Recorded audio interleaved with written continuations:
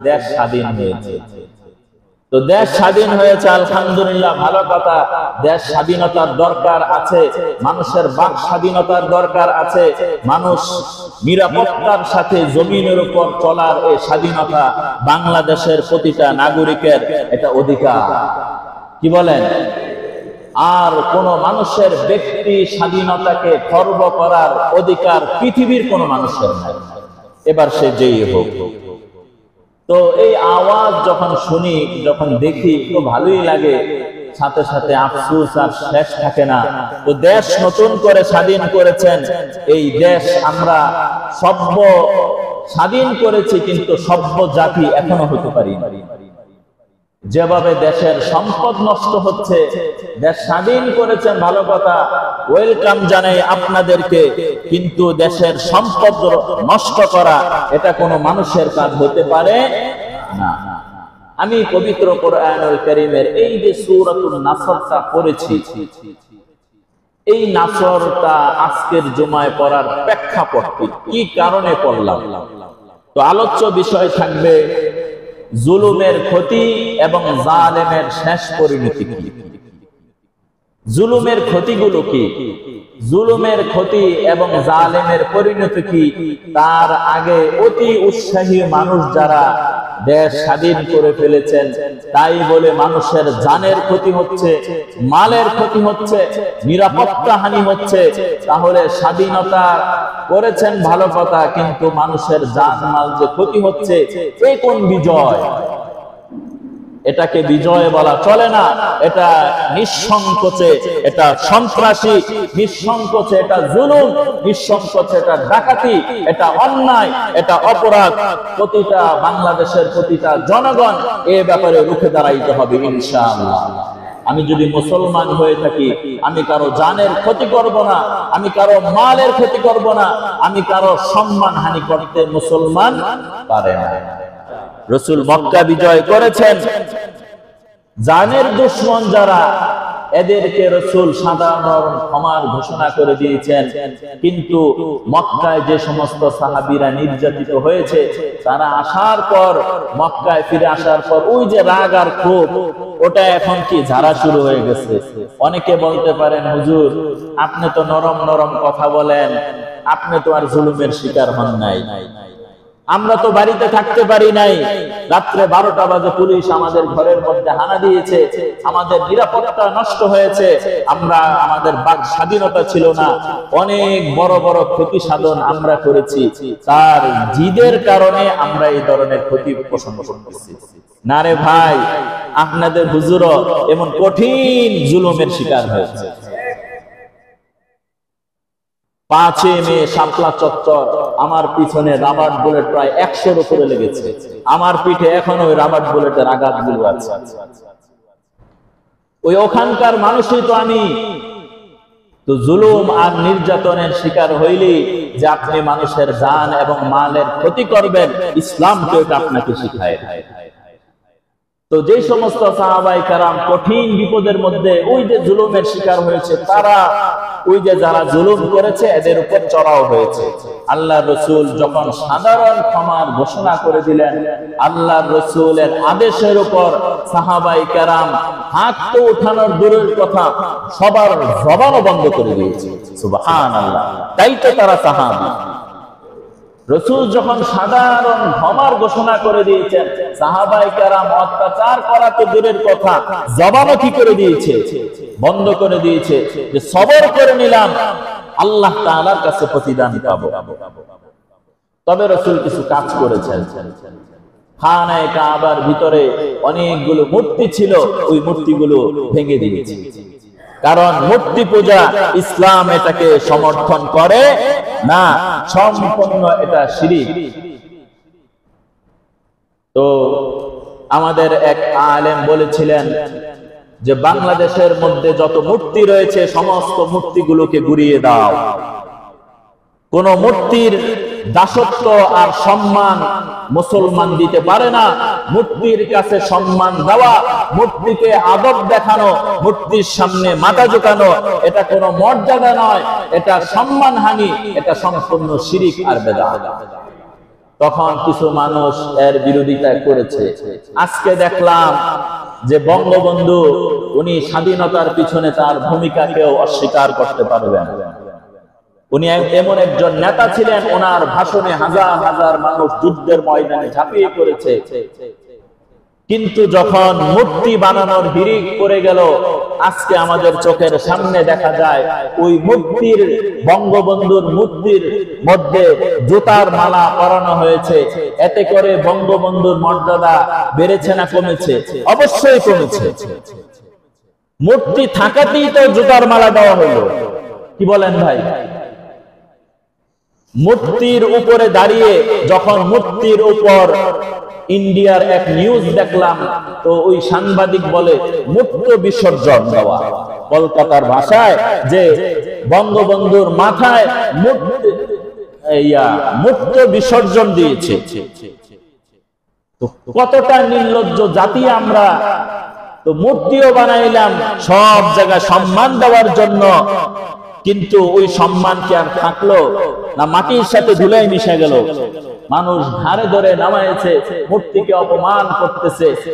তো যখন তারা ক্ষমতায় ছিল তখন এই মূর্তি তো তাদের কাছে সম্মানের ছিল, ক্ষমতা শেষ, এই মূর্তি সকলের কাছে এখন অপমানের কারণ হচ্ছে। যিনি ওই রাজনীতির সাথে যুক্ত, যখন দেখে এমন একজন শ্রেষ্ঠ মানুষের গলায় জুতার মালা পরায়, তখন ওই ব্যক্তির কাছে কেমনটা লাগে বলেন না ভাই? খারাপ লাগবে নাকি না? অবশ্যই খারাপ লাগবে। এ কারণে তো ইসলাম বলেছে মূর্তি বানায়ও না, মূর্তির সামনে মাথা ঝুঁকায়ও না, কেননা এটা শিরকি কর্মকাণ্ড যারা জাহিলি যুগে করেছিল। মুসলমান কখনো মূর্তি বানাইতে পারে না। বলতে বলেন হুজুর বঙ্গবন্ধুটা কইলেন, হ্যাঁ, আমাদের ঘরে ঘরে এখনো মূর্তি রয়েছে। আমাদের শোকেজের মধ্যে মূর্তি রয়েছে, বাঘের মূর্তি আছে কিনা, বাল্যকের মূর্তি, হরিণের মূর্তি, বিভিন্ন প্রাণীর মূর্তি রয়েছে। এগুলো হারাম। কিয়ামতের ময়দানে আল্লাহ রাব্বুল আলামিন বলবে, ওই শিল্পকার, শিল্পী যিনি কারো কাজ করে মূর্তি বানিয়েছে, আল্লাহ বলবে, এই যে দোয়েল পাখিটা, এই যে ময়না পাখিটা, এটার মধ্যে তুমি জান দিয়া দাও। ওই শিল্পীকে বলা হবে, এটার মধ্যে জান দিয়ে দাও। জান দেওয়ার মালিক কে? তখন তুই বান্দার তো আল্লাহ, আমার পক্ষে কিনা জান দেওয়া সম্ভব না। তাহলে পাখি তো বানিয়েছি আমি, জান দিয়েছি আমি, ওই পাখিকে খাওয়াইছি আমি, তুমি কেন মূর্তি বানাইলা? এ কারণে কিয়ামতের ময়দানে ওই মূর্তির কারুকাজ যিনি করেছে সে কঠিন আযাবের মধ্যে নিপতিত হবে। এমনও তো দেখা গেছে মূর্তি বানানোর পর তাকে পুরস্কার দেওয়া হয়েছে, অ্যাওয়ার্ড দেওয়া হয়েছে, সুন্দর একটা মূর্তি বানিয়েছেন, ওনাকে পুরস্কার দেওয়া হলো। আরে নির্বোধ শিল্পী, তোমার চোখে কি হাদিস আসে নাই? তোমার কান কি এটা শুনে নাই যে কিয়ামতের ময়দানে আযাবের শাস্তির সম্মুখীন হবে আল মুসাব্বিরুন, মূর্তি বানানে ওয়ালা ব্যক্তি। সুতরাং মূর্তি বানানো যেমন অপরাধ, ঘরের মধ্যে মূর্তি রাখাও নিষেধ। হাদিসের মধ্যে রয়েছে, লা তাদখুলুল মালাইকাতা বাইতান ফীহি কালবুন ওয়ালা তাসাওয়ির, যে ঘরের মধ্যে মূর্তি রয়েছে, কুকুরের ছবি রয়েছে, ওই ঘরের মধ্যে রহমতের ফেরেশতা প্রবেশ করে না। আপনার নেতার ছবি ঘরের মধ্যে ঝুলায় রাখছেন, তো ঘরের মধ্যে মনে করতেছেন শান্তি আসবে না, এই ঘরের মধ্যে অশান্তি আসবে, আপনি যেই দলেরই লোক হন না কেন। মূর্তি রাখা, ছবি রাখা যদি সম্মানেরই হতো, মূর্তি রাখা, ছবি রাখা যদি আদর্শের প্রতীক হইতো, তাহলে পৃথিবীর বুকে সর্বশ্রেষ্ঠ আদর্শ হচ্ছে জনাবে মুহাম্মদুর রাসূলুল্লাহ সাল্লাল্লাহু আলাইহি ওয়াসাল্লাম। তাহলে মূর্তি আর ছবি, রাসূলের ছবি সবার ঘরে ঘরে টানায় রাখা। কি বলেন? ছবি রাখা যদি আদর্শ হইতো আর রহমত হইতো, তাহলে আমরা কাদের ছবিটা নাইতাম? মুহাম্মদুর রাসূলুল্লাহ সাল্লাল্লাহু আলাইহি ওয়াসাল্লামের ছবিটা নাইতাম। আজকে আপনি যেই দর্শনের রাজনীতি করেন, ওই দর্শনের নেতার ছবিটা নিয়ে রাখেন। মনে করতে পারেন হুজুর আজকে বেশি কথা কন না, এই কথা আরো 2 বছর আগে আমি বলেছি। তো আল্লাহ তাআলা আমাদেরকে এই ধরনের মূর্তি কার্যকলাপ, ভক্তি সংস্কৃতি থেকে বেরিয়ে আসার তৌফিক দান করেন। কারো কষ্ট নিতেছেন? কষ্ট নিন না। হক কথা একটু অনেক সময় কি লাগে, একটু তিতা লাগে, কিন্তু মেনে নিতে আমি বাধ্য, যদি আমি কি হই? মুসলমান। ঠিক তেমনি ভাবে আমরা প্রতিনিয়ত আমরা নিজেদের উপরই জুলুম করছি। কিভাবে? জুলুমের মহান এক দৃষ্টান্ত পৃথিবীর প্রথম মানব হযরত আদম আলাইহিস সালাতু ওয়াস সালাম, আল্লাহ তাআলা বলেছিলেন এই গাছের ফল খায়ও না, শয়তানের ধোঁকায় পড়ে খেয়ে ফেলেছে। আল্লাহ দুনিয়ার বুকে পাঠিয়ে দিয়েছে, দীর্ঘদিন থাকার পর উনি একটা দোয়া করেছিলেন, রব্বানা যালামনা আনফুসানা ওয়া ইল্লাম তাগফির লানা ওয়া তারহামনা লানাকুনান্না মিনাল খাসিরিন। হযরত আদম আলাইহিস সালাতু ওয়াস সালামের শব্দগুলো কেমন ছিল খেয়াল করেন। রব্বানা, হে আমাদের মালিক, যালামনা, আমি আমার নফসের উপর জুলুম করেছি। আনফুসানা, আমি আমার নফসের উপর কি করেছি? জুলুম করেছি। এই যে জুলুম শব্দ এসে গেল, এখন আমাদের ভুল ধারণা ভাঙছে। তো অনেকে আমার কথাটা ওনার গায়ে টাইনা নিতে পারে, হুজুর খালি সব আমগরি খালি গেল্লাইতেছে নাকি। না না না, জুলুম এটা ব্যাপক শব্দ, জুলুম এটা ব্যাপক শব্দ। তো আমরা আমাদের নিজের নফসের উপরও কি করি? জুলুম করি। আল্লাহর পক্ষ থেকে আদেশ ছিল দৈনিক 5 ওয়াক্ত নামাজ পড়া। যখন আমি 5 ওয়াক্ত নামাজ পড়ি নাই, তো আমি আমার নিজের নফসের উপর জুলুম করেছি। এই দেহটা আল্লাহ বানিয়েছে জাহান্নামে দেওয়ার জন্য না জান্নাতে দেওয়ার জন্য? তো আপনার নিজের দেহটাই তো আপনি জাহান্নামের উপযুক্ত বানাচ্ছেন, তো আপনি নিজের নফসের উপর আপনি জুলুম করেছেন। আল্লাহর পক্ষ থেকে আদেশ ছিল আপনি হালাল খাবেন, হারাম খাবেন না। আল্লাহর পক্ষ থেকে আদেশ ছিল, কিন্তু আপনি হারাম খাচ্ছেন, তাহলে কেমন যেন আপনার নিজের উপরেই আপনি জুলুম করছেন। আল্লাহর পক্ষ থেকে আদেশ ছিল মানুষের উপর ন্যায় আর ইনসাফ করবেন, কিন্তু ক্ষমতার বলে, অর্থের বলে আপনি মানুষের উপর জুলুম করেছেন, তো এটা আপনি নিজের উপর জুলুম করেছেন। তো আপনি কিয়ামতের ময়দানের শাস্তি ভোগ করবেন। এ কারণে সাথে সাথে দুনিয়ার বুকে বাহ্যিক যে জুলুমগুলো দেখি অন্যের ক্ষেত্রে, এটা তো আছে, আমরা শুধু অন্যের দোষগুলো দেখি। অমুকে খারাপ, তমুকে খারাপ, অমুকে খারাপ, অমুকে খারাপ, অমুকের দোষ, তমুকের দোষ, দুনিয়ার সব খারাপ, একমাত্র আমি ভালো মানুষ। না না না, আপনি যদি কারো হক নষ্ট করে থাকেন, আপনিও একজন জালেম। আপনি যদি কারো সম্মান নষ্ট করে থাকেন, আপনি জালেম। আপনি যদি কারো সম্পদ আত্মসাৎ করে থাকেন, আপনি জালেম। আপনি যদি কারো জমি দখল করে থাকেন, আপনি জালেম। আপনি মালিক, আপনার অধীনস্থ যারা রয়েছে এদের উপর যদি অন্যায় করেন, আপনি জালেম। বাংলাদেশের পৃথিবীর যেখানেই আমরা থাকি না কেন, অর্থাৎ যে যেটা পাওয়ার প্রাপ্য, তাকে যদি প্রাপ্যটা ঠিক মতো না দেওয়া হয়, এটাই কি হইল? জুলুম হইল। এমন কি নিরহ প্রাণীর উপরও জুলুম করা ইসলাম এটাকে বৈধতা দেয় না। একটা কুকুরের উপর জুলুম করা যাবে? বলেন না ভাই, একটা কুকুরের উপর জুলুম করা যাবে না। সেখানে মানুষ হয়ে মানুষের উপর জুলুম করে, এটা যে কত বড় অপরাধ, এই অপরাধের শাস্তি দুনিয়ায় শুরু হয়ে যায়, যার বাহ্যিক অবস্থা আমাদের চোখের সামনে। সাথে সাথে কিছু মানুষ অনেক খুশি, হ্যাঁ এবার আমরা। শুনে রাখেন, যারা জুলুম করেছে অর্থের কারণে, সম্পদের কারণে, ক্ষমতার কারণে, বিদ্যার কারণে, এই 4 কারণে মানুষ জুলুম করে থাকে। এই জালেমের পরিণতি যেমন হয়েছে, পৃথিবীর মুখে যারাই এমন জুলুম করবে, এদের পরিণতি ঠিক এমনই হবে। কোনো সন্দেহ নাই। এ কারণে জালেমের জুলুম থেকে আল্লাহ তাআলা আমাদেরকে হেফাজত করেন। জালেম এর নামাজ কি হবে না, কবুল হবে না। তো অনেক সময় জালেমদেরকে দেখা যায় খুব দোয়া করে, খুব হজ করে, খুব তাসবিহ পড়ে, কোনো কাজে আসবে না, মানুষের হক নষ্ট করে তাসবিহ পড়েন, এই তাসবিহর কোনো মূল্য নাই, মানুষের সম্মান নষ্ট করে, মানুষকে হত্যা করে, হজে 100 বার গেল, ওই হজের কোনো মূল্য নাই।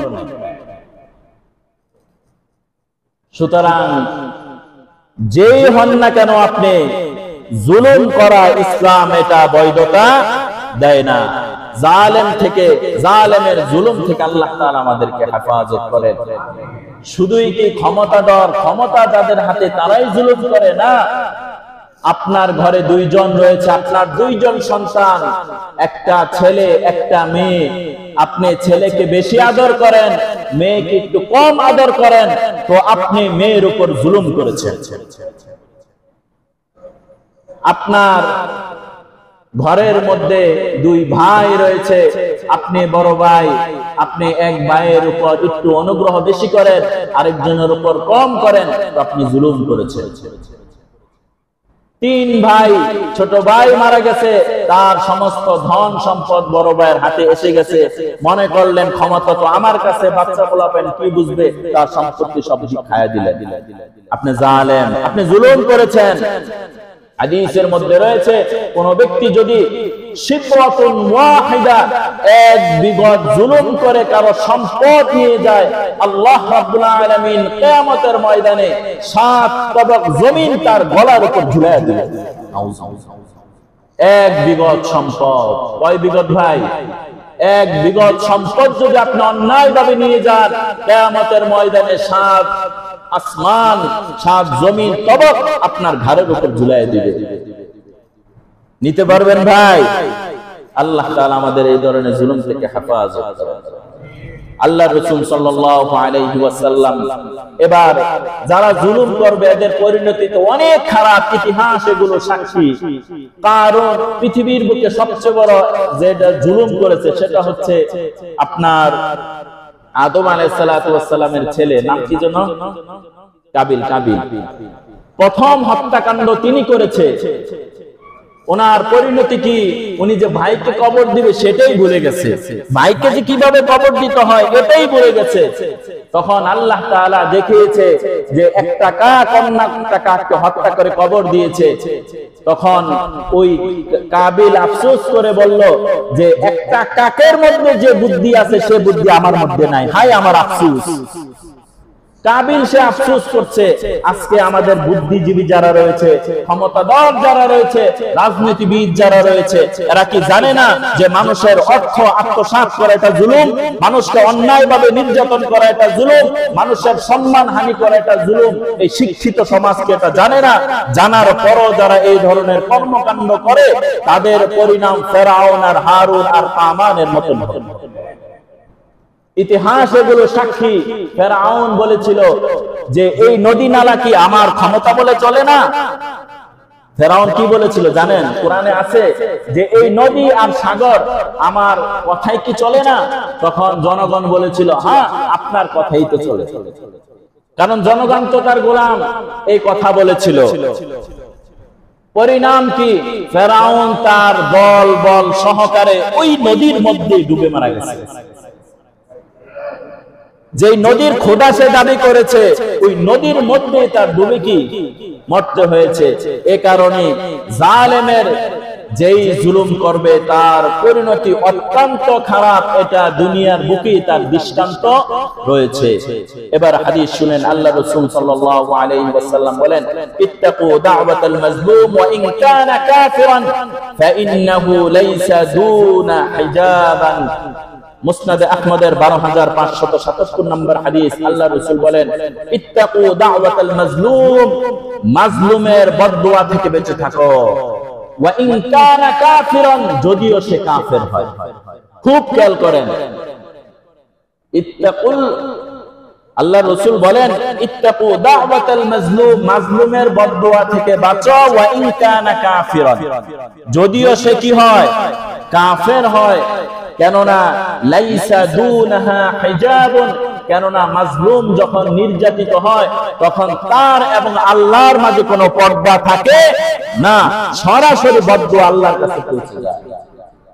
আজকে আপনার ক্ষমতা আছে, রিকশাওয়ালা অনেক দূর গেলেন, 50 টাকার ভাড়া দেন স্যার, টাকা দেন, দিলেন 20 টাকা। রিকশাওয়ালা কয় যে স্যার এখানে তো 50 টাকা ভাড়া, আপনি 20 টাকা দিলেন। বেটা চিনস আমি কে? আমারে চিনস? তা আমার তো চিনা দিয়ে দরকার নাই, আমার তো টাকার দরকার। 50 টাকা ভাড়া, আপনি আমার 50 টাকা দিলেই কি চলবো? আমি 50 টাকা চিনি, আপনার চিনার আমার কি নাই, দরকার নাই। এবার নেতার শরীরটা কত গরম হয়ে গেছে, হইছে কিনা? এবার দে 20 টাকা দে। 20 টাকা নিয়ে ওই দরিদ্র আর অসহায়ের গালের মধ্যে একটা থাপ্পড় লাগাই দিল, যা এবার যা বিচার নিয়ে আয়। রিকশাওয়ালা বুঝে ফেলছে যে আমার ন্যায্য অধিকার ছিল 50 টাকা, আমাকে 50 টাকা আপনি দেন নাই। 20 টাকা দেওয়ার পর খারাপ আচরণ করেছেন, পরে 20 টাকা নিয়ে আমার উপর জুলুম করেছেন, আমাকে থাপ্পড় দিয়েছেন, আর করছেন বিচার নিয়ে আসতে। ওই নেতার বিরুদ্ধে বিচার দাবি করলে ওই রিকশাওয়ালার জান থাকবে?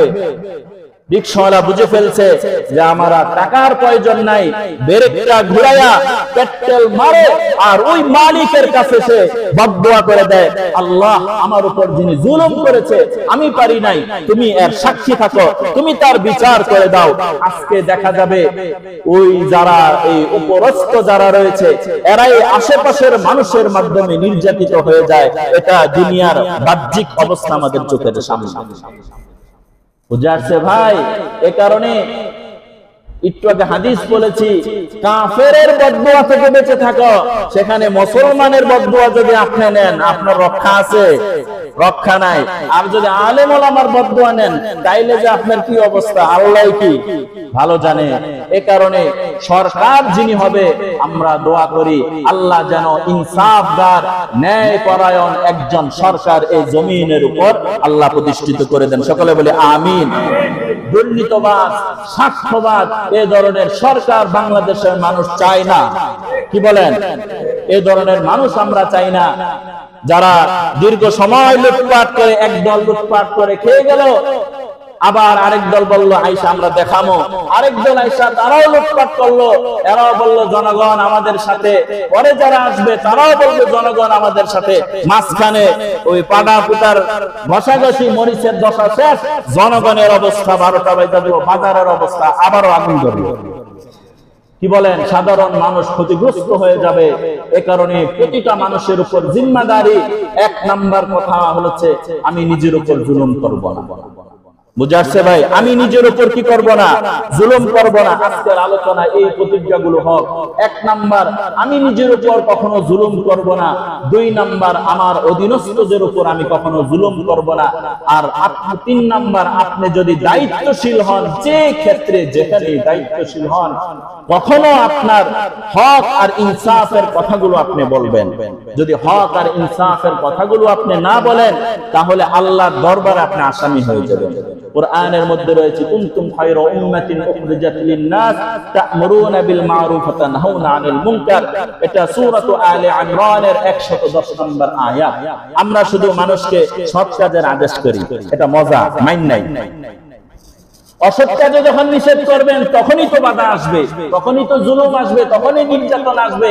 তো আপনি যখন অসৎ কাজে নিষেধ না করবেন, তো আপনি উম্মত, সঠিক উম্মত কি হতে পারবেন না। এ কারণে মুখ খোলা, জবান খোলা, হকের কথা আমি অবশ্যই বলবো ইনশাআল্লাহ। মানুষকে নিয়ে আপনাদের মাঝে পবিত্র কোরআনুল কারীমের একটি কনিষ্ঠ সূরা, যেই সূরাটি কম বেশ আমাদের অধিকাংশ মানুষেরই জানা রয়েছে। এই সূরাটি রয়েছে 30 নম্বর পারায়, শেষের পৃষ্ঠাগুলোর মধ্য থেকে এই সূরাটি। কোরআনুল কারীমের 114টি সূরার মধ্যে এই সূরার সিরিয়াল হচ্ছে 110 নম্বর। এই সূরার মধ্যে আয়াত রয়েছে 3টি, শব্দ রয়েছে 19টি, হরফ রয়েছে 80টি। আমরা জানি কোন ব্যক্তি যদি পবিত্র কোরআনুল কারীমের একটি হরফ পড়ে, সে অর্থ বুঝুক বা না বুঝুক, আল্লাহ রাব্বুল আলামিন তার আমলনামায় 10টি নেকি লিখে দিলেন। সুতরাং যারা সূরাতুল এই নাসরটি খুতবার সাথে সাথে আমার সাথে তেলাওয়াত করেছেন, প্রত্যেকের আমলনামায় 800 নেকি হয়ে গেছে। এ কারণে বয়ান শোনার একটা নিয়ম হচ্ছে, যা আপনি পারেন সাথে সাথে কি বলবেন, বলল কি হবে, সওয়াব হবে। কেননা এখানে বসে কোনো অনর্থক কথা বলা হয় না। মসজিদের মিম্বার, এই মিম্বার তো হচ্ছে রাসূলের মিম্বার। রাসূল এখানে বসে জাতির উদ্দেশ্যে ভাষণ দিতেন, একজন মানুষ কিভাবে নেককার হয়ে যায় দুনিয়া এবং আখিরাতে, একজন ব্যক্তির জিন্দেগি কিভাবে সফল হয় দুনিয়া এবং আখিরাতে। রাসূলের কথাগুলো এমনই থাকতো। রাসূল শুধু আখিরাতের কথাই বলতেন না, আবার শুধু দুনিয়ার কথাই বলতেন না, বরং মানুষ যেহেতু আমরা দুনিয়ায় যেহেতু এসেই পড়েছি, তো মানুষের জন্য দুনিয়ারও প্রয়োজন রয়েছে। আর এই দুনিয়া চিরদিন থাকার জায়গা নয়, চিরস্থায়ী বাসস্থান হচ্ছে আখিরাত। ওই আখিরাত কিভাবে ঠিক রাখা যায় এই ব্যাপারে দিক নির্দেশনা দিতেন মুহাম্মদুর রাসূলুল্লাহ সাল্লাল্লাহু আলাইহি ওয়াসাল্লাম। দুইটা শুকরিয়া আদায় করেছি, সাথে সাথে আরেকটা শুকরিয়াও আদায় করি। বিগত সময়গুলোর মধ্যে আপনারা দেখতে পেয়েছেন যে বাংলাদেশের সরকার প্রধান ছিলেন, যিনি দীর্ঘটা সময় রাজত্ব পরিচালনা করেছে, এবং ওনার এই রাজত্বের পিছনে মানুষ যখন দেশ শাসন করে তখন তার কিছু সুনামও থাকে, কিছু বদনামও কি থাকে। দোষ গুণ মিলিয়ে কি মানুষের জিন্দেগিতে সব খারাপও নাই, আবার সব ভালো নাই। আমরা কোনো ব্যক্তি একেবারে সাধু না, একেবারে নিরেট একরেট না, নিষ্পাপ না যে আমরা কখনো জুলুম আর অন্যায় অবিচার করি নাই। বরং প্রতিটা মানুষই আসামি, প্রতিটা মানুষই অপরাধী। আল্লাহর কাছে হয়তোবা আমি কারো হক নষ্ট করেছি, হক নষ্ট করার কারণে আল্লাহর কাছে আমি জালেম হয়ে গেছি। কিন্তু পৃথিবীর ইতিহাসে জুলুমের তীব্রতা যদি বেশি হয়ে যায়, তাহলে ইতিহাস থেকে আমাদের শিক্ষা যে কোন জালিমই নিস্তার পায় নাই আল্লাহ তাআলার আযাব থেকে। পৃথিবীর বুকে যত আযাব আর গজব হয় সবগুলো হচ্ছে মানুষের হাতের কামাই। কুরআনুল কারীমের মধ্যে রয়েছে, যাহারাল ফাসাদু ফিল বাররি ওয়াল বাহরি বিমা কাসাবাত আইদিন নাস। আসমান আর জমিনের নিচে দুনিয়ার বুকে যে বিশৃঙ্খলা হয়, এর দায়ভার একমাত্র মানুষের হাতের কামাই। এগুলো আসমান থেকে বর্ষণ হয় না, বরং মানুষের হাতের কামাই। তো পৃথিবীর ইতিহাসে যে জালেম আর জুলুম তার তীব্রতা যত বেশি, তার লাঞ্ছনা আর বঞ্চনা এই দুনিয়ার বুকে জীবিত মানুষই তারা দেখতে পায়। ঠিক এমন এক নজির ইতিমধ্যে আমাদের চোখের সামনে প্রকাশিত হয়েছে, যেখানে জালেমের জুলুমের তীব্রতা এতটাই বেশি ছিল যে শত শত আলেমের রক্ত প্রবাহিত হয়েছে ওই জালেমের হাতের মাধ্যমে। শত শত স্কুলের ছাত্র নিহত হয়েছে, সাধারণ মানুষ নিহত হয়েছে। কুরআনুল কারীমের এর বিধান রয়েছে, কেউ যদি আপনার উপর জুলুম করে, যদি কেউ আপনার নাকে আঘাত করে, তো আপনি তার নাকে আঘাত করবেন। কেউ যদি আপনার দাঁত ভেঙে দেয়, আপনি তার দাঁত ভেঙে দিবেন। কেউ যদি আপনার হাত ভেঙে দেয়, আপনি তার হাত ভেঙে দিবেন। তাহলে আগে জুলুমের শিকার হলে তাহলে বিচারের কি আছে, ব্যবস্থা আছে। কিন্তু অন্যায়ভাবে মারার কোন বিধান ইসলামে নাই। শুধুই কি ইসলাম, পৃথিবীর কোন সংবিধানে অন্যায় অবিচারে মানুষের উপর জুলুম এটা বৈধ না অবৈধ? অবৈধ। সুতরাং এই অবৈধ জিনিস যারা করবে এরা দুনিয়ার বুকে যে লাঞ্ছিত হয়, এটা রিসেন্টলি আমাদের চোখের সামনে এসেছে।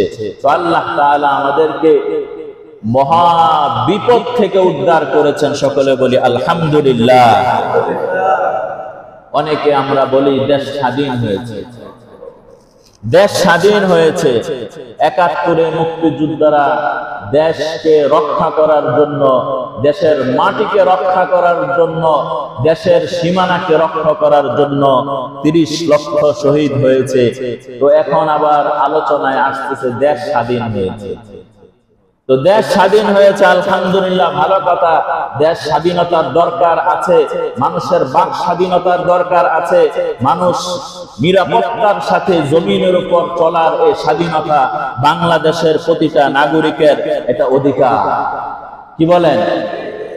আর কোন মানুষের ব্যক্তি স্বাধীনতাকে খর্ব করার অধিকার পৃথিবীর কোন মানুষের নাই, এবার সে যেই হোক। তো এই আওয়াজ যখন শুনি, যখন দেখি, তো ভালোই লাগে, সাথে সাথে আফসোস আর শেষ থাকে না। তো দেশ নতুন করে স্বাধীন করেছেন, এই দেশ আমরা সভ্য স্বাধীন করেছি, কিন্তু সভ্য জাতি এখনো হতে পারি না।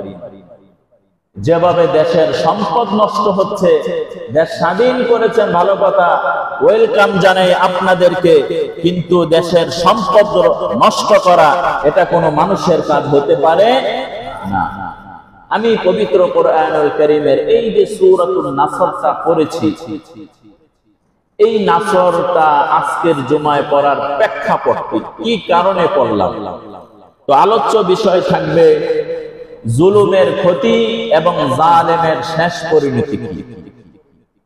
জুলুমের ক্ষতিগুলো কি, জুলুমের ক্ষতি এবং জালেমের পরিণতি কি, তার আগে অতি উৎসাহী মানুষ যারা দেশ স্বাধীন করে ফেলেছেন, তাই বলে মানুষের জানের ক্ষতি হচ্ছে, মালের ক্ষতি হচ্ছে, নিরাপত্তা হানি হচ্ছে, তাহলে স্বাধীনতা করেছেন ভালো কথা, কিন্তু মানুষের জান মাল যে ক্ষতি হচ্ছে, এই কোন বিজয়?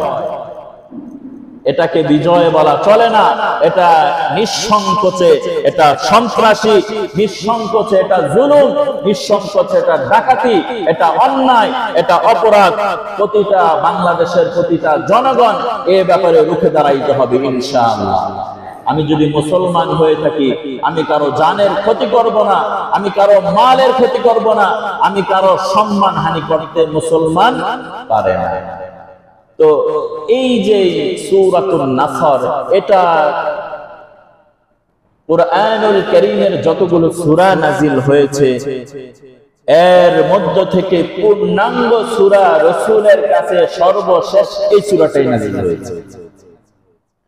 এবং এই সূরাটি নাজিল হওয়ার অন্যতম একটি প্রেক্ষাপট হচ্ছে আল্লাহ রাসূল যখন মক্কা বিজয় করলেন, 13টা বছর যে মক্কায়, যেখানে তার জন্মভূমি, ওখানকার মানুষ যখন তাওহীদের কথা বলেছে, তখন ওই মক্কার নিজ ভূমিতেই নিজের আত্মীয় স্বজন, পাড়া প্রতিবেশী, সমাজের মানুষের মাধ্যমে রাসূল নির্যাতিত আর নিষ্পেষিত হয়েছে। জুলুমের স্টিম রোলার চলেছে, সাহাবারা হত হয়েছে, রাসূলের শরীর থেকে রক্ত ঝরেছে। এক পর্যায়ে আল্লাহ তাআলার আদেশে রাসূল মক্কা ছেড়ে মদিনায় হিজরত করতে বাধ্য হয়েছে। ইতিহাস বলা মাকসাদ না, মূল বিষয়গুলো আপনাদের সাথে টাচ দিয়ে যাব, মনোযোগের সাথে শুনেন। রাসূল মদিনায় চলে গেলেন। মদিনায় দীর্ঘদিন থাকার পর বিভিন্ন যুদ্ধ পরিচালনা করছে। মুসলমানদের শক্তি সামর্থ্য যখন দৃঢ় হইল, ক্ষমতা যখন মুসলমানের হাতে আসলো, রাসূল মক্কায় আক্রমণ করলেন। আক্রমণ করে মক্কা বিজয় লাভ করেছে, আলহামদুলিল্লাহ। রাসূল যখন মক্কায় আসলেন, আসার পর কাবার সামনে দাঁড়িয়ে একটি ভাষণ দিয়েছিলেন। ও মক্কার কুরাইশেরা, বিভিন্ন গোত্রের নাম ধরে ধরে ডেকেছে আর বলেছে, আজকে তোমাদের কি ধারণা, এই এলাকায় আমার জন্ম, এই এলাকায় আমার শিশুকাল, আমার শৈশব, আমার কৈশোর, আমার যৌবন, এই এলাকায় আমার বেড়ে ওঠা, এখান থেকে তোমাদের নির্যাতনের কোনো কিছুরই শেষ ছিল না। আমাকে আমার ভূখণ্ড থেকে তোমরা তাড়িয়ে দিয়েছ, তোমাদের ধারণা কি আজকে তোমাদের উপর কি করা হবে? তখন সবাই এক বাক্যে বলেছিল যে আমরা তো জুলুম করেছি, আমাদের শাস্তি আজকে জুলুমের শিকার সবাই আমাদেরকে নিহত করা হবে। তৎকালীন মক্কার কাফেররা সবাই এটাই ধারণা করে নিয়েছে মুহাম্মদুর রাসূলুল্লাহ সাল্লাল্লাহু আলাইহি ওয়াসাল্লাম আজকে যুদ্ধ পরাজিত হওয়ার পর সব ধ্বংস করে দেওয়া, মানুষকে হত্যা করে দেওয়া, গনিমতের মাল লুণ্ঠন করা, এটা তৎকালীন জামানার জাহিলি যুগের কথা ছিল। সাথে সাথে তারা এই আবেদনও করেছিল, আপনি তো হচ্ছেন দয়াল নবী, আপনি রাহমাতুল লিল আলামিন, আপনি তো বলেন জগতের মধ্যে আপনাকে রহমত স্বরূপ প্রেরণ করেছে, আমরা মক্কাবাসী আপনার কাছে দয়া চাই। আল্লাহর রাসূল সাথে সাথে ঘোষণা করলেন, আজকে মক্কাবাসী যারা রয়েছে সকলকে সাধারণ ক্ষমার ঘোষণা করে দিলেন। সুবহানাল্লাহ, রাসূলের আদর্শ এটা। রাসূল মক্কা বিজয় করেছেন, জানের দুশমন যারা, এদেরকে রাসূল সাধারণ ক্ষমার ঘোষণা করে দিয়েছেন। কিন্তু মক্কায় যে সমস্ত সাহাবীরা নির্যাতিত হয়েছে, তারা আসার পর, মক্কায় ফিরে আসার পর ওই যে রাগ আর ক্ষোভ, ওটা এখন কি ঝাড়া শুরু হয়ে গেছে। অনেকে বলতে পারেন, হুজুর আপনি তো নরম নরম কথা বলেন, আপনি তো আর জুলুমের শিকার হন নাই, আমরা তো বাড়িতে থাকতে পারি নাই, রাত্রে 12টা বাজে পুলিশ আমাদের ঘরের মধ্যে হানা দিয়েছে, আমাদের নিরাপত্তা নষ্ট হয়েছে, আমাদের বাক স্বাধীনতা ছিল না, অনেক বড় বড় ক্ষতি সাধন আমরা করেছি, তার জিদের কারণে আমরা এই ধরনের ক্ষতি পোষণ করতেছি। না রে ভাই, আপনাদের হুজুরও এমন কঠিন জুলুমের শিকার হয়েছে। 5 মে শাপলা চত্বর, আমার পিছনে রাবার বুলেট প্রায় 100-র উপরে লেগেছে, আমার পিঠে এখনো ওই রাবার বুলেটের আঘাতগুলো আছে। ওই ওখানকার মানুষই তো আমি। তো জুলুম আর নির্যাতনের শিকার হইলে যে আপনি মানুষের জান এবং মালের ক্ষতি করবেন, ইসলাম তো এটা আপনাকে শিখায়। তো যে সমস্ত সাহাবায়ে কেরাম কঠিন বিপদের মধ্যে ওই যে জুলুমের শিকার হয়েছে, তারা ওই যে যারা জুলুম করেছে এদের উপর চড়াও হয়েছে। আল্লাহর রাসূল যখন সাধারণ ক্ষমার ঘোষণা করে দিলেন, আল্লাহর রাসূলের আদেশের উপর সাহাবায়ে কেরাম হাত তো উঠানোর দূরের কথা, সবার জবানও বন্ধ করে দিয়েছে।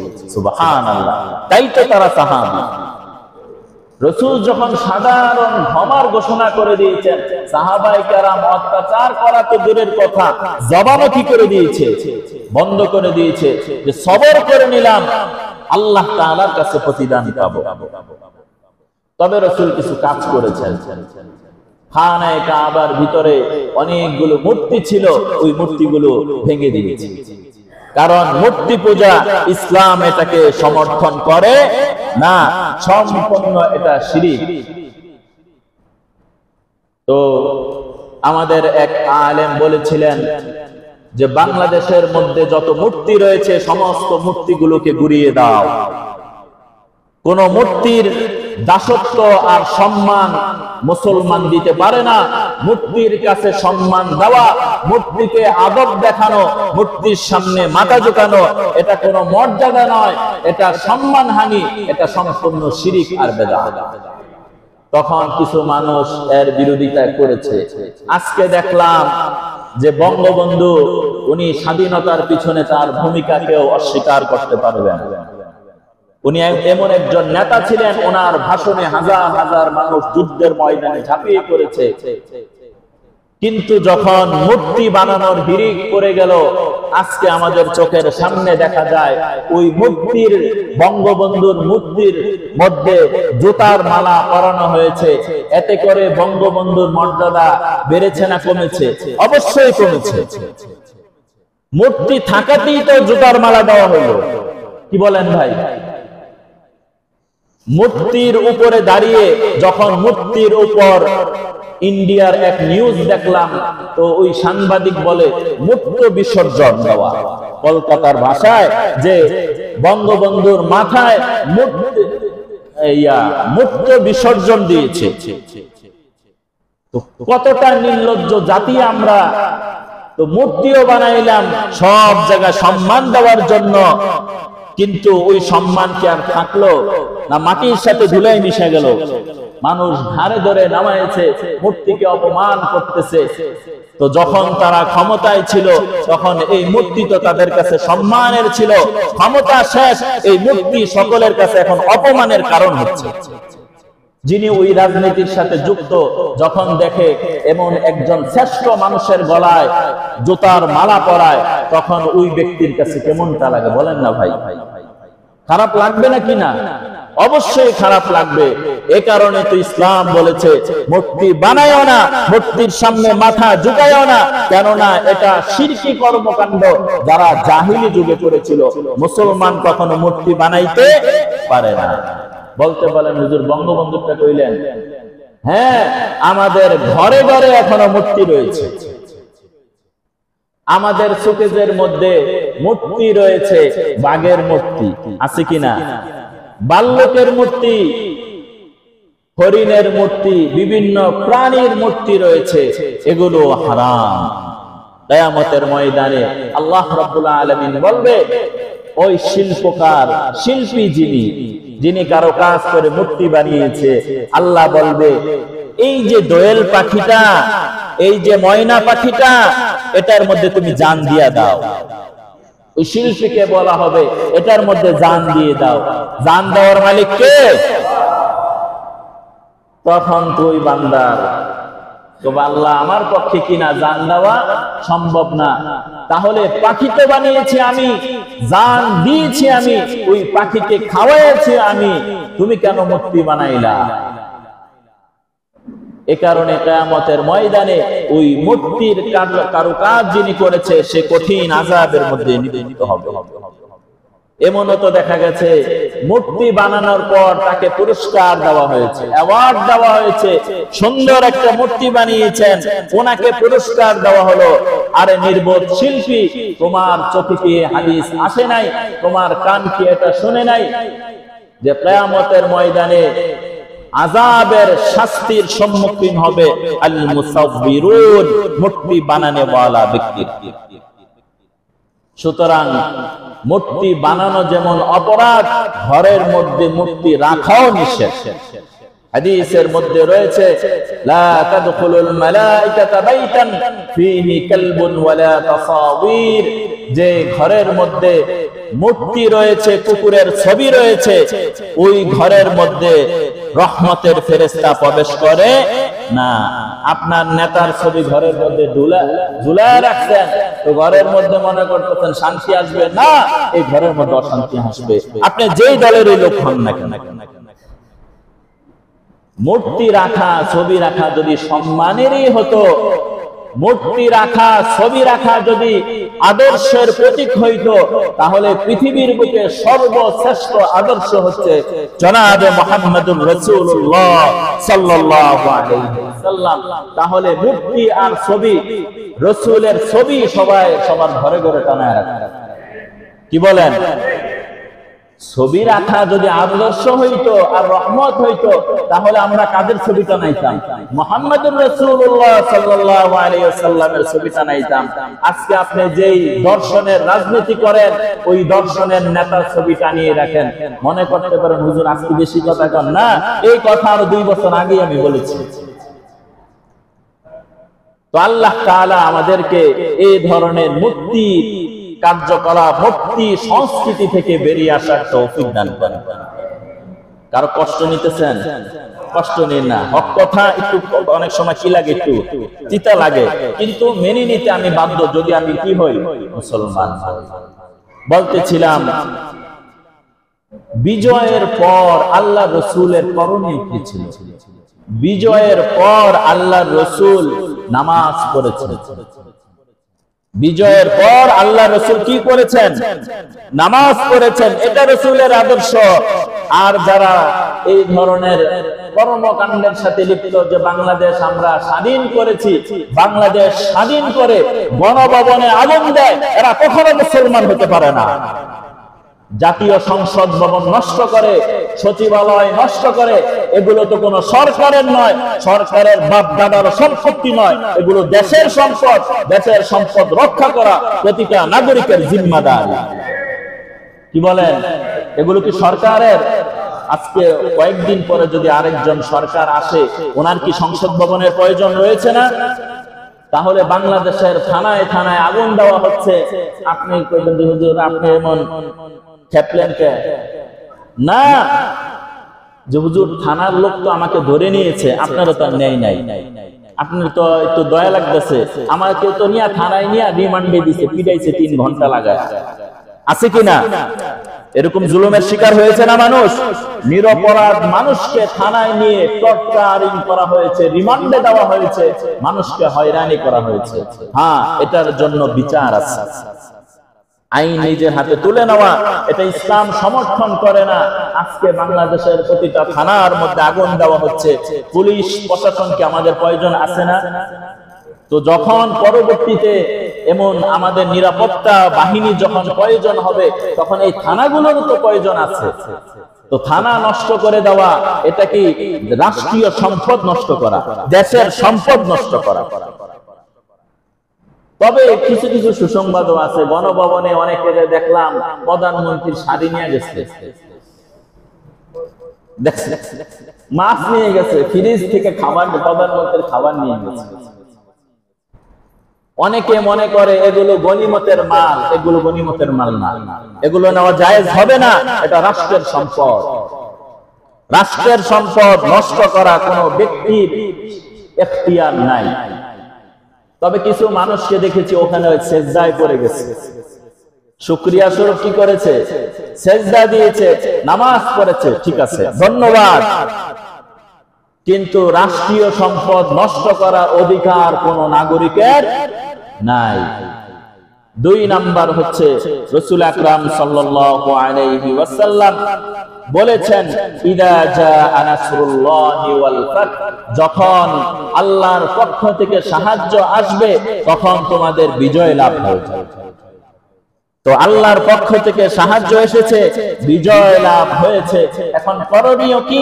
পরের আয়াতের মধ্যে আল্লাহ বলেন, ওয়ারাআইতান নাসা ইয়াদখুলুনা ফি দীনিল্লাহি আফওয়াজা। হে রাসূল, যখন মানুষ বিজয় লাভ করবে, তখন আপনি মানুষদেরকে দেখতে পাবেন তারা দলে দলে দ্বীন ইসলামের দিকে ধাবিত হচ্ছে। ফাসাব্বিহ বিহামদি রাব্বিকা ওয়াস্তাগফির, তখন আপনি অধিক পরিমাণ আল্লাহর প্রশংসা করেন আর ইস্তিগফার করতে থাকেন। তাহলে কোরআনের বিধান অনুযায়ী আল্লাহ তাআলার কর্মসূচি হচ্ছে, যদি ফাতাহ হয়, বিজয় লাভ হয়, তখন দেখবেন মানুষ দলে দলে বিজয়ের দিকে ধাবিত হচ্ছে। সেটাই তো বাংলাদেশের মানুষ দেখতে পেয়েছে। যখন বাংলাদেশের সর্বোচ্চ ক্ষমতাধর দেশ থেকে পলায়ন করেছে, তখন দেশের মানুষ দলে দলে স্বাধীনতার জন্য রাস্তায় বের হয়েছে। এটা আমাদের চোখের সামনে না? হ্যাঁ, মানুষ বের হয়েছে, আনন্দ প্রকাশ করেছে।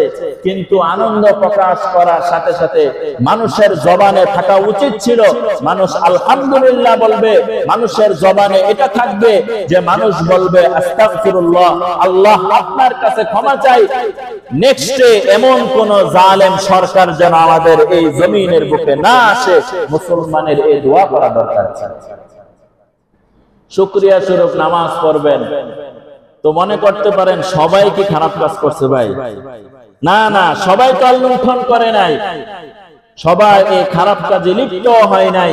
কিন্তু যারা করেছে, এরা অন্যায় করেছে, এরা গর্হিত কাজ করেছে। এটা জানতে হবে, এটা বুঝতে হবে যে আমি যেই কাজ করেছি, আমি এটা অন্যায় করেছি, মাপ চাইতে হবে। এই কারণে ছাত্র সমাজের একটা উদ্বেগ আমার কাছে ভালো লেগেছে, যারা সরকারি জিনিস মালামাল লুণ্ঠন করেছে, ওই ছাত্রগুলো ওই লুণ্ঠনকৃত মালগুলো আবার জমাও নিয়েছে। কিছু মানুষ আবেগে নিয়ে গেছে, প্রথম বিবেক কাজ করে না। আবেগে কি সম্পদ নিয়ে গেছে, বিবেক কাজ করে নাই। পরে যখন বিবেক কাজ করেছে, তখন ওই সম্পদ আবার কি দিয়েছে, ফেরত দিয়েছে। তো এই যে দেশের মধ্যে এক অরাজকতা, এর মধ্যে কিছু সুযোগ সন্ধানী কিছু লোক এই দেশের ক্ষতি করতে চায়, দেশের সম্পদ নষ্ট করতে চায়। এই ব্যাপারে প্রতিটা নাগরিকের সচেতন থাকা দরকার আছে। সাথে সাথে জালেমের জুলুম যে কত বেশি, এবং আল্লাহ তাআলা যে সমস্ত অপরাধের কারণে দুনিয়ার বুকে শাস্তি দেন, এর মধ্য থেকে অন্যতম আরেকটি অপরাধ হচ্ছে যে দুনিয়ার বুকে জুলুম করা। দুনিয়ার বুকে যারা জুলুম করবে, এরা দুনিয়ার বুকে তার শাস্তি পেয়ে যাবে। পূর্ণাঙ্গ শাস্তি, পরিপূর্ণ শাস্তি পরকালে আছে, কিন্তু দুনিয়ার বুকে সে কি একটা শাস্তি পেয়ে যাবে। বলতে পারেন হুজুর সব দোষ কি খালি প্রধানমন্ত্রী, সব দোষ খালি বিরোধী দলের, সব দোষ কি অমুক নেতার? না না না, খুব ভালোভাবে বুঝেন জুলুম কাকে বলে। জুলুমের অর্থ হচ্ছে যেই জিনিস যেখানে রাখা উচিত, যেই জিনিস যাকে দেওয়া উচিত, যে ব্যক্তি যেটা পাওয়ার উপযুক্ত, ওখানে ওটা না দেওয়াই জুলুম।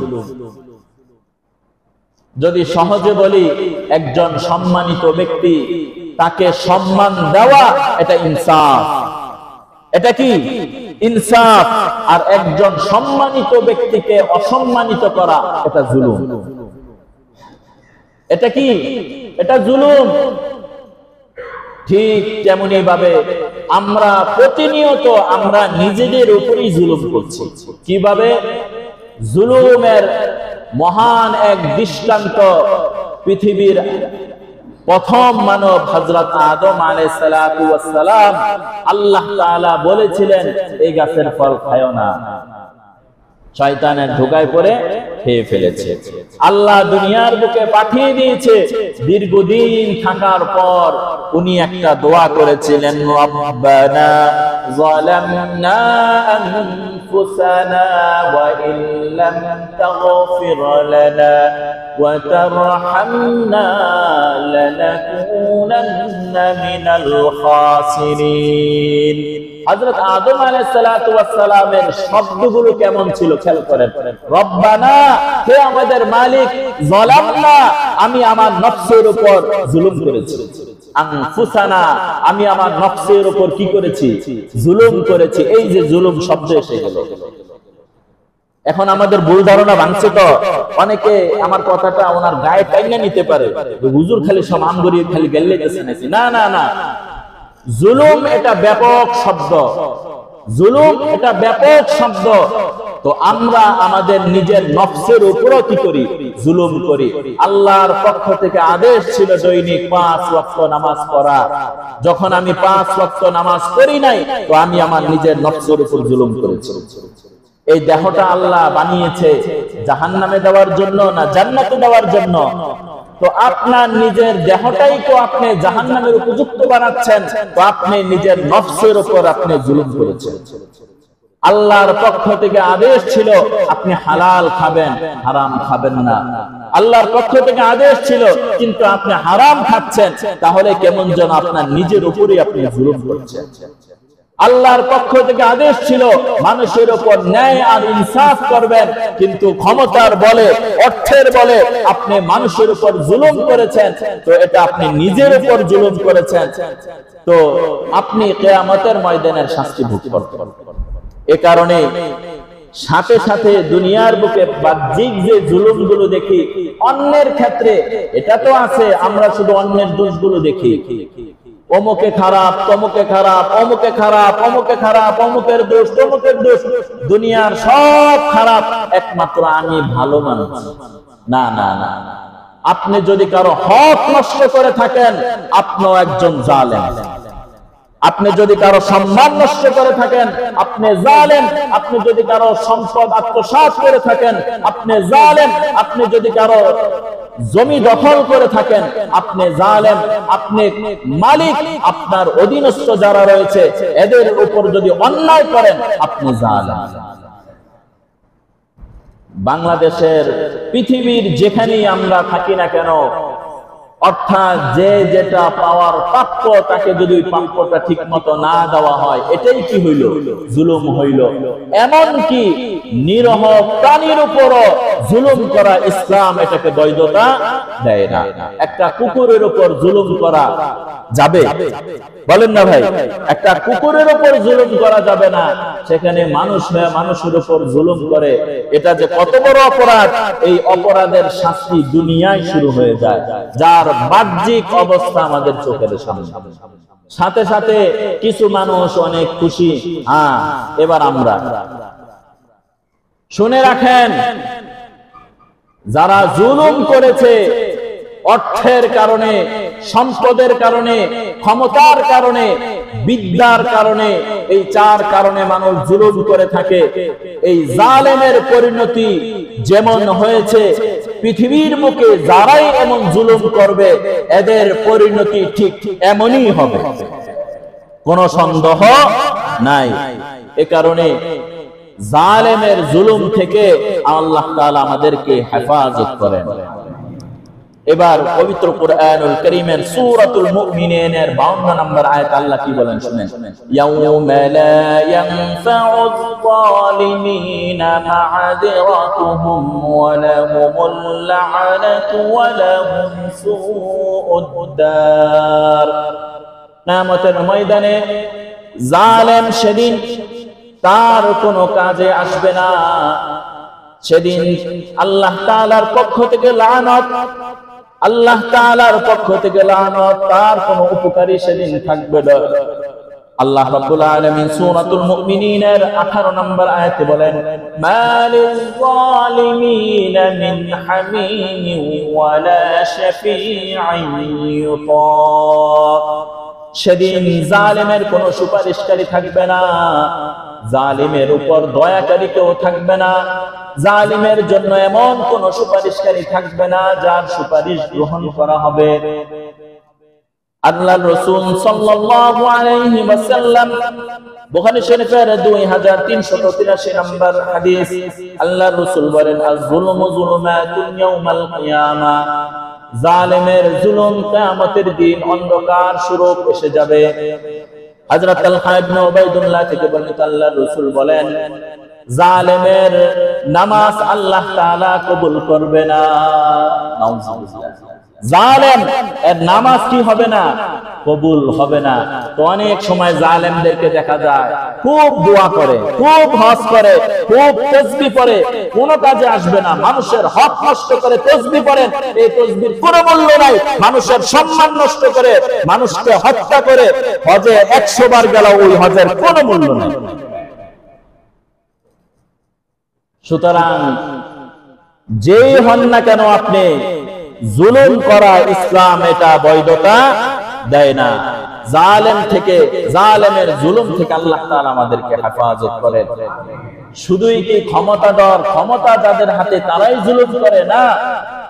আপনার ঘরে 2 জন রয়েছে, আপনার 2 জন সন্তান, একটা ছেলে একটা মেয়ে।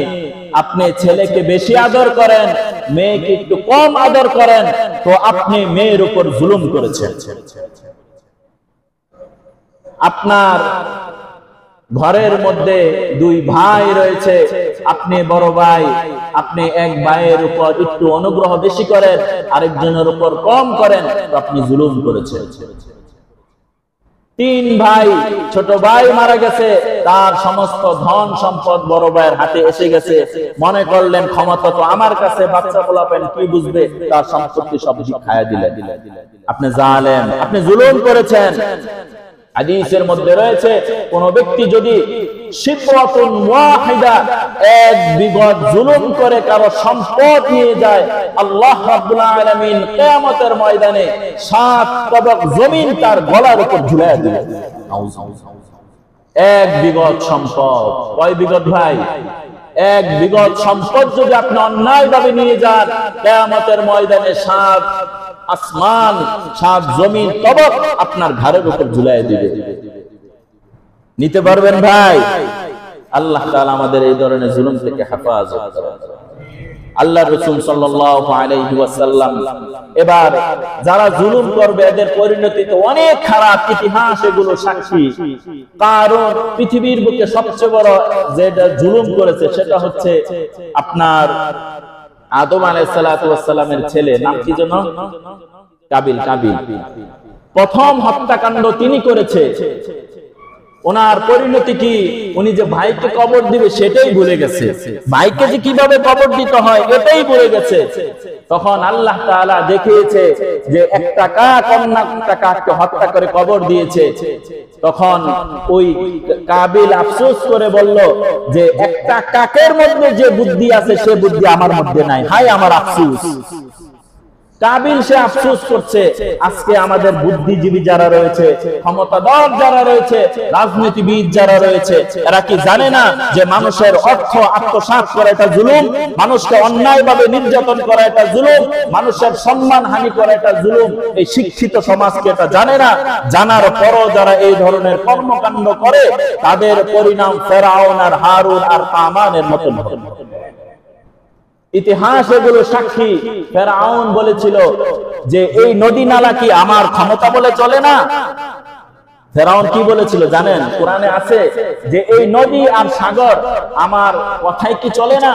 তখন জনগণ বলেছিল হ্যাঁ আপনার কথাই তো চলে, কারণ জনগণ তো তার গোলাম। এই কথা বলেছিল। পরিণাম কি?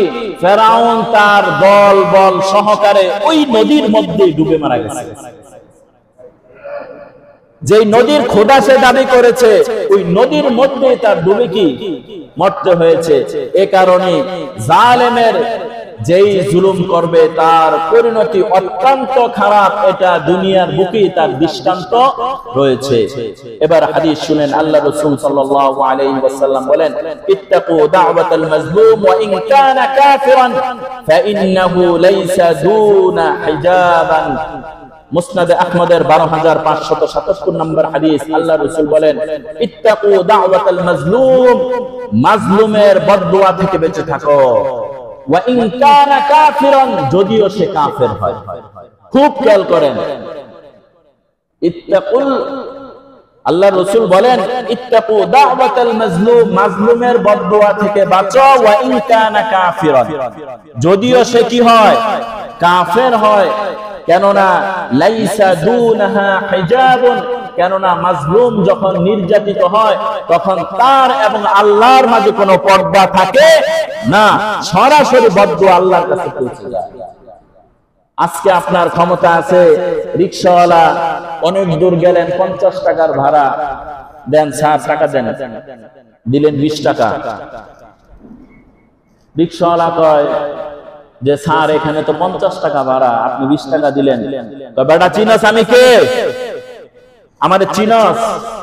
আমার তো চিনার দিয়ে দরকার নাই, আমার তো টাকার দরকার। 50 টাকা ভাড়া, আপনি আমার 50 টাকা দিলেই কি চলবে? আমি 50 টাকা চিনি, আপনার চিনার আমার কি নাই, দরকার নাই। এবার নেতার শরীরটা কত গরম হয়ে গেছে, হইছে কিনা? এবার 20 টাকা দে। 20 টাকা নিয়ে ওই দরিদ্র আর অসহায়ের গালের মধ্যে একটা থাপ্পড় লাগাই দিল, যা এবার যা বিচার নিয়ে আয়। রিকশাওয়ালা বুঝে ফেলছে যে আমার ন্যায্য অধিকার ছিল 50 টাকা, আমাকে 50 টাকা আপনি দেন নাই। 20 টাকা দেওয়ার পর খারাপ আচরণ করেছেন, পরে 20 টাকা নিয়ে আমার উপর জুলুম করেছেন, আমাকে থাপ্পড় দিয়েছেন, আর করেছেন বিচার নিয়ে আসতে। ওই নেতার বিরুদ্ধে বিচার দাবি করলে ওই রিকশাওয়ালার জান থাকবে? রিকশাওয়ালা বুঝে ফেলছে যে আমার আর টাকার প্রয়োজন নাই, ব্রেকটা ঘুরাইয়া পেট্রোল মারে আর ওই মালিকের কাছে সে বদদোয়া করে দেয়, আল্লাহ আমার উপর যিনি জুলুম করেছে আমি পারি নাই, তুমি এর সাক্ষী থাকো, তুমি তার বিচার করে দাও। আজকে দেখা যাবে ওই যারা এই উপরস্থ যারা রয়েছে এরাই আশেপাশের মানুষের মাধ্যমে নির্যাতিত হয়ে যায়। এটা দুনিয়ার বাহ্যিক অবস্থা আমাদের চোখের সামনে। বুঝে আসছে ভাই? এ কারণে একটু আগে হাদিস বলেছি, কাফেরের বদদুয়া থেকে বেঁচে থাকো। সেখানে মুসলমানের বদদুয়া যদি আপনি নেন, আপনার রক্ষা আছে? রক্ষা নাই। আর যদি আলেম ওলামার বদদুয়া নেন, তাইলে যে আপনার কি অবস্থা আল্লাহ কি ভালো জানে। এ কারণে সরকার যিনি হবে, আমরা দোয়া করি আল্লাহ যেন ইনসাফগার ন্যায় পরায়ণ একজন সরকার এই জমিনের উপর আল্লাহ প্রতিষ্ঠিত করে দেন। সকলে বলে আমিন। দুর্নীতিবাদ, স্বার্থবাদ এ ধরনের সরকার বাংলাদেশের মানুষ চায় না। কি বলেন? এ ধরনের মানুষ আমরা চাই না। যারা দীর্ঘ সময় লুটপাট করে, একদল লুটপাট করে খেয়ে গেল, আবার আরেক দল বলল আইসা আমরা দেখামো, আরেক দল আইসা তারাও লুটপাট করলো, এরাও বললো জনগণ আমাদের সাথে, পরে যারা আসবে তারাও বলবে জনগণ আমাদের সাথে। মাঝখানে ওই পাড়া পুতার ঘষাঘষি মরিচের দশা শেষ, জনগণের অবস্থা 12টা বাজে দিল, বাজারের অবস্থা আবারও আগুন ধরলো। কি বলেন? সাধারণ মানুষ ক্ষতিগ্রস্ত হয়ে যাবে। এ কারণে প্রতিটা মানুষের উপর জিম্মাদারি। এক নাম্বার কথা হচ্ছে আমি নিজের উপর জুলুম করব না। বুঝে আসছে ভাই? আমি নিজের উপর কি করব না? জুলুম করব না। আজকের আলোচনা এই প্রতিজ্ঞাগুলো হোক। এক নাম্বার, আমি নিজের উপর কখনো জুলুম করব না। 2 নাম্বার, আমার অধীনস্থদের উপর আমি কখনো জুলুম করব না। আর 3 নাম্বার, আপনি যদি দায়িত্বশীল হন, যে ক্ষেত্রে যেখানে দায়িত্বশীল হন, কখনো আপনার হক আর ইনসাফের কথাগুলো আপনি বলবেন। যদি হক আর ইনসাফের কথাগুলো আপনি না বলেন, তাহলে আল্লাহর দরবারে আপনি আসামি হয়ে যাবেন। কোরআনের মধ্যে রয়েছে কুনতুম খায়রা উম্মাতিন উখরিজাত লিন-নাস তা'মুরুনা বিল মা'রুফ ওয়া তানহাউনা আনিল মুনকার। এটা সূরাতু আলে ইমরানের 110 নম্বর আয়াত। আমরা শুধু মানুষকে সৎ কাজের আদেশ করি, এটা মজা, মাইন নাই। অসৎ কাজে যখন নিষেধ করবেন, তখনই তো বাধা আসবে, তখনই তো জুলুম আসবে, তখনই নির্যাতন আসবে। তো আপনি যখন অসৎ কাজে নিষেধ না করবেন, তো আপনি উম্মত, সঠিক উম্মত কি হতে পারবেন না। এ কারণে মুখ খোলা, জবান খোলা, হকের কথা আমি অবশ্যই বলবো ইনশাআল্লাহ। মানুষকে ন্যায়ের কথা বলবো, হকের কথা বলবো, অসৎ কাজে বাধা দিব। সুতরাং সর্বশেষ আমার এই বক্তব্য দিয়ে শেষ করব। দেশ স্বাধীন করে খুব আনন্দ প্রকাশ করার অবকাশ নাই। দেশের সম্পদ রক্ষা করা প্রতিটা নাগরিকের জিম্মাদারি। গতকাল রাতে বিভিন্ন মাইক থেকে আওয়াজ এসেছে যে এলাকার মধ্যে ডাকাতি হচ্ছে। আপনারা বলেন, যাদের ঘরে ডাকাতি হইল এদের অবস্থা কেমন? এ কারণে প্রতিটা মানুষের সতর্ক থাকা দরকার। সংখ্যালঘুদের উপর ইহসান করা দরকার।